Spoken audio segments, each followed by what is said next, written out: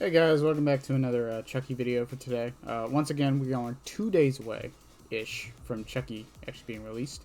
I'm actually super excited. I probably don't really sound it right now while recording, but yeah, I'm stupid excited for him to come out. Y'all have no idea.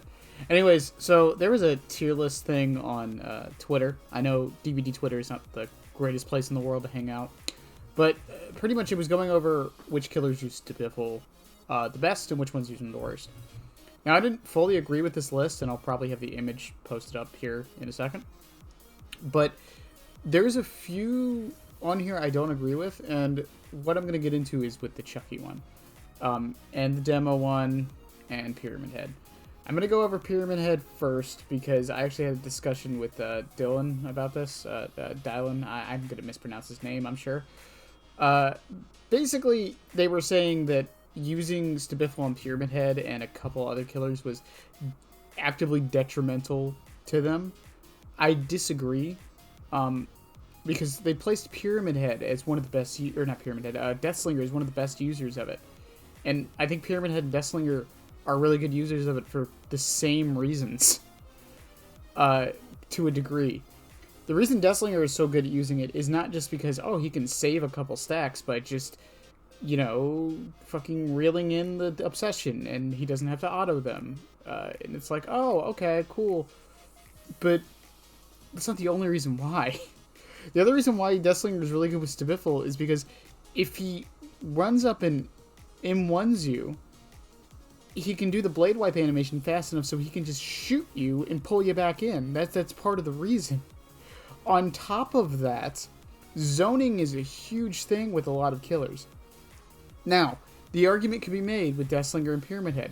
If you're good enough, you could just hit them. This is true. However, if you've ever played against someone who knows how to dodge it, by the way, I didn't even know this until a few months ago. I wasn't aware that when Deathslinger is aiming at you, once he gets you in his crosshairs, you get a little sound effect to know he can shoot you. I didn't know that. So they know exactly when to dodge. I wasn't aware of this fact. Pyramid Head doesn't have the same thing. However, Pyramid Head's M2 is not that difficult to dodge.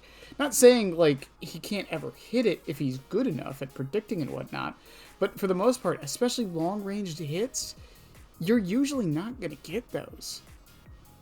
Survivors are very good at seeing it, anticipating it, and dodging it. So what a lot of Pyramid Heads do, even the good ones, they will usually use it to zone you, to catch up, because you're trying to anticipate the dodge, and then M1 you, and get the guaranteed M2s. That's just how it works.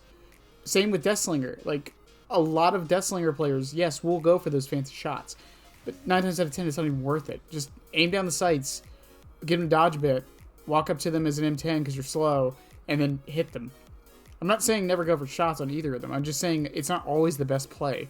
And Stabiffle is a nice little bonus if you get those M1s. Oh, but you'll lose the stacks when you hit the obsession. So what? You're at 4 stacks. Like, max, right? That's still better than 0. I think there's this obsession with Stabiffle being constantly at 8 stacks. And it doesn't need to be.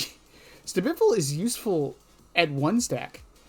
It's useful at 2. It's really useful at 3 and 4. It's extremely useful at anything higher than that. And I think people tend to devalue that. But anyways, so this brings us on to Chucky. In this tier list, and in their defense, they do admit to the fact that it's too early to tell. And I'm going to go ahead with that as well. It's too early to tell. Will Chucky be a good user of Stabiffle? I honestly think so. And the reason why I think he will is because of how his power interacts with his M2 and M1s. So basically, unless you're running the iridescent add-on that makes it so your M2 goes away if you M1, you can run Stabiffle, get a stack, hit them. Let's say you're at 4 stacks, you just hit 5 stacks. Your blade wipe is extremely fast, and now you can just charge at them. And they didn't get that much distance because of Stabiffle. Do I think it'll be perfect? No, not really. Do I think it's going to be meta? Probably not, but it's still not going to be useless, and I don't think it's actively detrimental. I don't think you need to use the slice and dice to get hits every time. If anything, I think, I said this before in another video, the thing with Chucky is his main power is he's short and he can go undetectable when he wants. It's the fact that he can jump scare survivors. Not like the sense of, oh, they're scared. I mean, he can hide his position so they don't know what to do. That's what makes him truly powerful. The slice and dice is a nice thing. It's mobility. It has the hug tech and the curves and whatnot and all of these things. But the fact that he can do that is a huge part of it. Is the fact that he can just come out of nowhere and give the hit. And Stabiffle just makes that job easier to catch back up after that first hit, right? And I think it's something people are forgetting. Stabiffle is a perk that, in my opinion, is, I don't want to say misunderstood because that makes me sound like I'm smarter than everybody, but and that's not my point. While I agree that people should be using Stabiffle to its full effect, yes, I think people are underestimating the point that Stabiffle is still good even at 4 stacks, even at 2 stacks, even at 1 stack. It is still a good perk. It still provides value. Granted, it does provide much more at 8, but at the same time, like, it's one of the better perks in the game that gives you inherent value for just running it. The only downside is if the Obsession gets smart and starts body blocking, but there's a few perks you can run to help with that. Cough, cough, play with your food. Cough, cough, Nemesis. Cough, cough, furtive. Cough, cough, play, the new perk that's coming out. Friends till the end. There we go. Yeah, let you swap your Obsession. But there's a lot of perks that help you out with this thing. But yeah, like, once again, I don't think it's going to become super meta on him at all. I think the meta is going to stay the same on him. I think it's going to be Pop, Scourge, Hook, Pain Res, and the other perks that I don't know because I don't really run the meta personally most of the time. But yeah, I mean, I even think Jolt's going to be fine on him. I think going for the M2s is going to come down to the follow-up attack, not the initial attack. But we'll see about that. And then, you know, with the nerf they're doing to the recovery speed from his M2, we'll see how that affects things too. Because if it can't be used for mobility as easily, yeah, maybe Stabiffle won't be that great on him. Who knows? We'll see.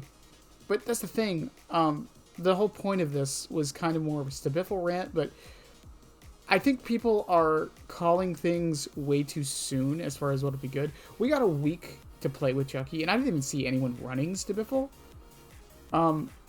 At all. Like, no one was really testing it, so I don't know if it's good. At all. I saw people running, like, mostly the meta build, and it's like, oh, well, that's why we know he's good. But no one was really, like, experimenting too much, which is very odd to me, because that's kind of the whole point of the PTB. But regardless, that's a topic for another day.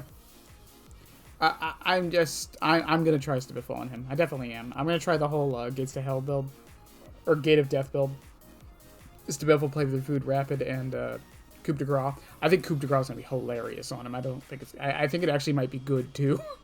Because most of the killers can't really, like, use Coup de Grace very well because the red stain gives you away. So even if Survivor's waiting by a pallet, they can kind of, you know, drop it the moment they see the red stain. But Chucky can get rid of his red stain. Also, they have to look down. So if they're not looking down enough, they won't even see you swiping across the corner. Whatever. That's a story for another day. Or a topic for another day.